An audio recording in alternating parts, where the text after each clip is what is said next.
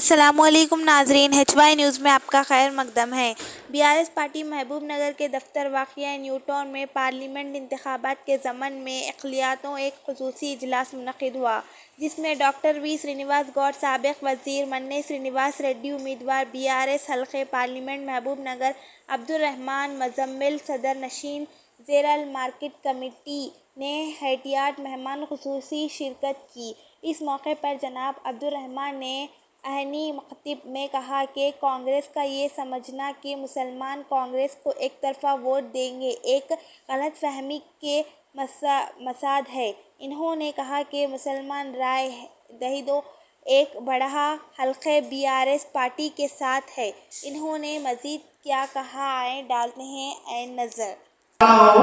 First point ये है कि मुसलमानों का गुत्ता कांग्रेस पार्टी नहीं, मुसलमान BRS में भी है और दानिशवर मुसलमान, अच्छे मुसलमान जो तेलंगाना के बारे में सोच रहे हैं, जो इंडिया के बारे में सोच रहे हैं, वो लोग BRS पार्टी के लिए काम कर रहे हैं।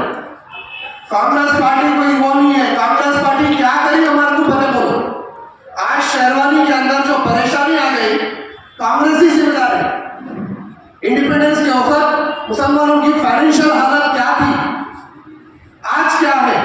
2004 में जब UPA गवर्नमेंट बनी तो सच्चर कमेटी की रिपोर्ट डाले, डॉक्टर जस्टिस सच्चर को कमीशन डाले और बनाए, तो वहां पर जस्टिस सच्चर जो रिपोर्ट दिए ये दिए कि मुसलमानों की हालत दलितों से बदतर है।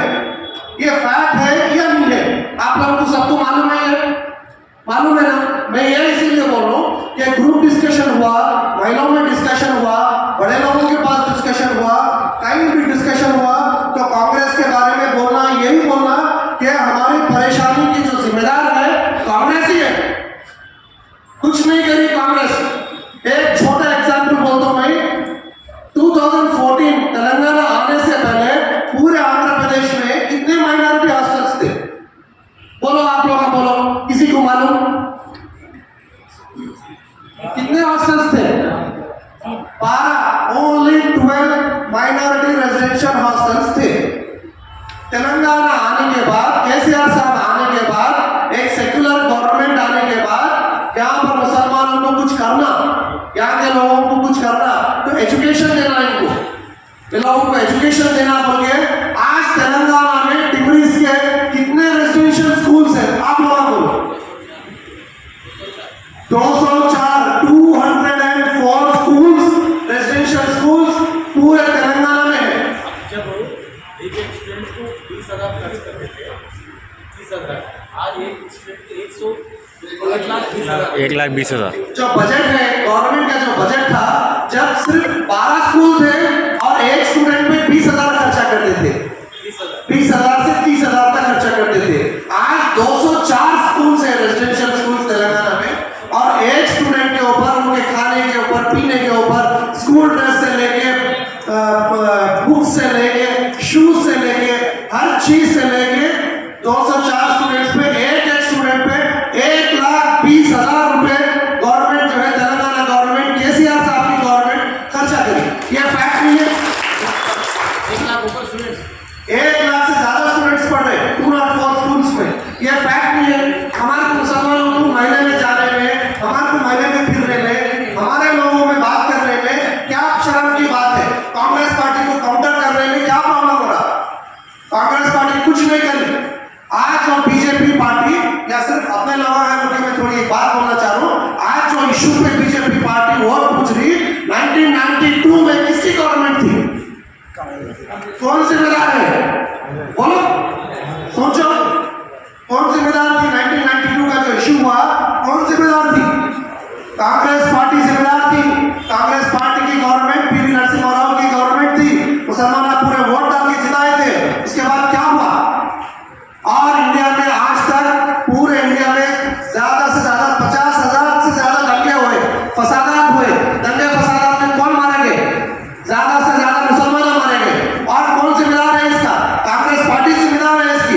बहुत बड़ी सेक्युलर पार्टी अपने नाम को कहती है, लेकिन क्या हुआ? आज तक अभी बाजू कर्नाटक की गवर्नमेंट है और इंडिया में कई जगह उनकी गवर्नमेंट थी। 70 साल से कभी इमाम मौजूदा के बारे में सोचे? इमाम मौजूदा को कभी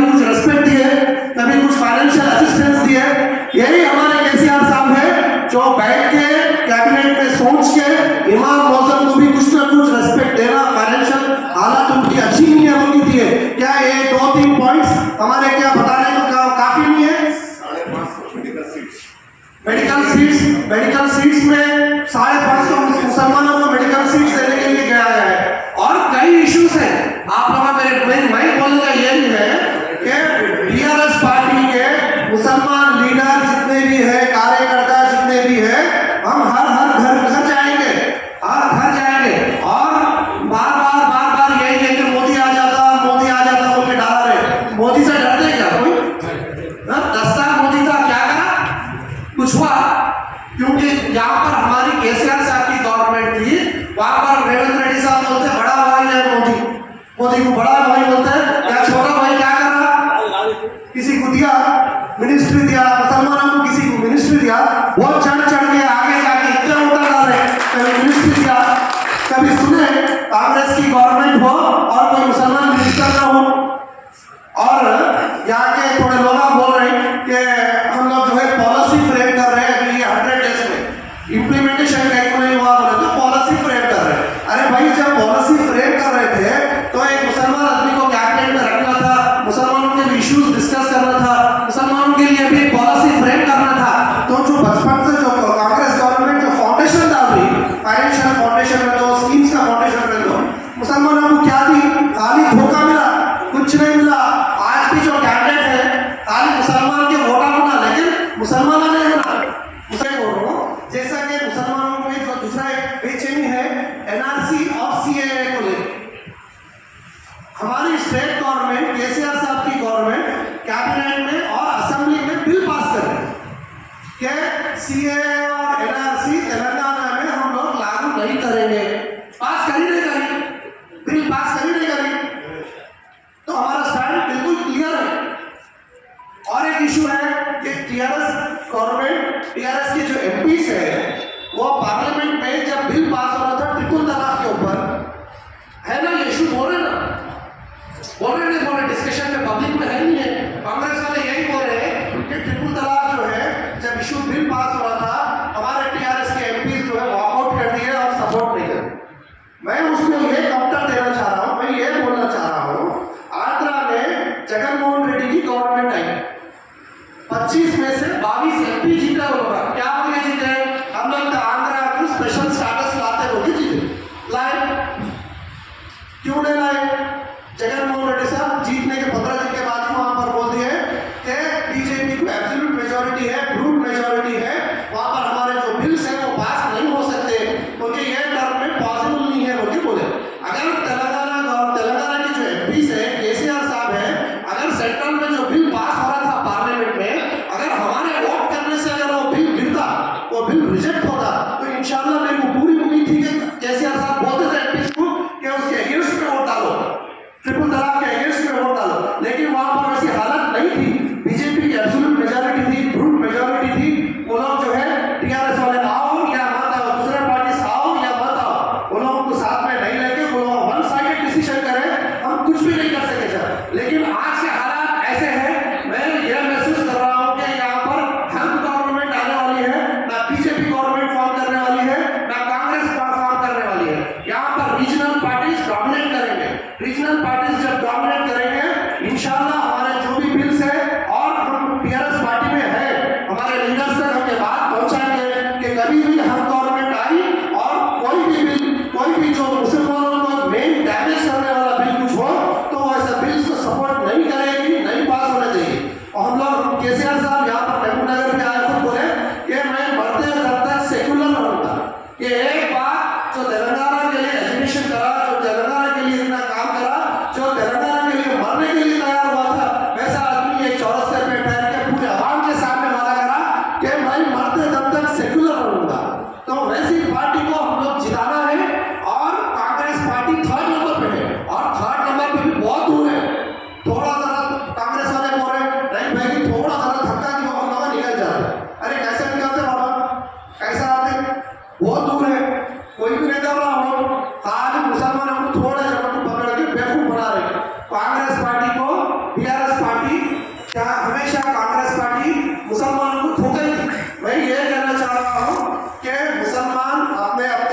में जाएं, ठंडे दिमाग से सोचें मैं जो भी बोला, और मैं 100% कॉन्फिडेंटली बोल रहा हूँ कि बीआरएस पार्टी यहाँ पर जीतने वाली है। जब बीआरएस पार्टी जीतेगी, एमपी साहब जीतेंगे, यहाँ पर साथ के साथ एमएलए कांग्रेस के हैं, हमारे पास एक एमपी रहेगा जिसको हम लेकर लड़ेंगे। अगर कोई मुसलमानों का भी इशू होगा तो एमपी साहब के पास जाएंगे, बैठेंगे और उनका सपोर्ट लेंगे, और एक सिटिंग एमपी को लेकर हम जो है जो भी काम करना है इंशाल्लाह पूरे कैडर को करेंगे। नेक्स्ट मैं लोकल में इश्यूज ये बोलना चाह रहा हूँ, यहाँ पर जितने भी जने आए, बहुत सारे जने अपने अपने एरियाज में काउंसलर एस्पिरेंट्स हैं। लोकल बॉडी का इलेक्शन आता तो काउंसलर्स के लिए, उसके लिए, इसके लिए आप लोग एस्पिरेंट्स हैं। पार्टी जो है एमपी इलेक्शन में जो भी अच्छा काम करेंगे, जो भी एरिया से ज्यादा वोट आएंगे, जो भी एरिया से जो भी अपनी जिम्मेदारी लेकर यहाँ पर चैलेंज लेकर कांग्रेस पार्टी से ज्यादा लीड देगा, मेजॉरिटी देगा कार को, तो आने वाले दिनों में मैं और हमारे सारे सीनियर लीडर सब मिलकर एमएलए साहब से लड़ेंगे। लड़के आप लोगों को टिकट दिलाएंगे, आप लोगों के लिए कैंवसिंग करेंगे, जैसा आज आप पार्टी के लिए आए और एमपी साहब के लिए कर रहे हैं, एमपी साहब के लिए कर रहे हैं, तो पार्टी मजबूत हो रही। हम भी आप लोगों के लिए आएंगे, आप लोगों के लिए कैंवसिंग करेंगे, और विटामिन ए की बात वोट टाइम में भी कुछ करेंगे, आप लोगों के साथ रहेंगे, और गली गली फिर के आप सबको जो भी एस्पिरेंट्स है, जो पार्टी के लोग हैं, वो पार्टी जिसको जिसको टिकट दी, हम वो पार्टी के कैंडिडेट को जिताएंगे, हम पूरी गली गली फिरेंगे। और एक बात, कोई किसी से डरने की जरूरत नहीं है, ऑपोजिशन में है बोल डरने की जरूरत नहीं है। लीडर की काबिलियत, लीडर की खूबसूरत, लीडर का जो लीडर पर है सब उभरता ऑपोजिशन में, तो आप ऑपोजिशन के लिए तैयार रहिए। 10 साल रूलिंग में थे, आज ऑपोजिशन भी करेंगे और अच्छा ऑपोजिशन करेंगे। कौम के भी कुछ इश्यूज है तो उठाएंगे, बराबर उठाएंगे। अभी क्या है, थोड़े दिन से नई नई गवर्नमेंट है, मतलब कुछ बात नहीं करें क्योंकि उनको टाइम देना, कुछ भी बोले तो ये बोलते 10 साल तुम लोग थे ना भाई, अभी थोड़ा हमारे को टाइम दो, तो अभी थोड़ा टाइम दिए, अब बहुत टाइम हो गया, 100 डेज हो गया।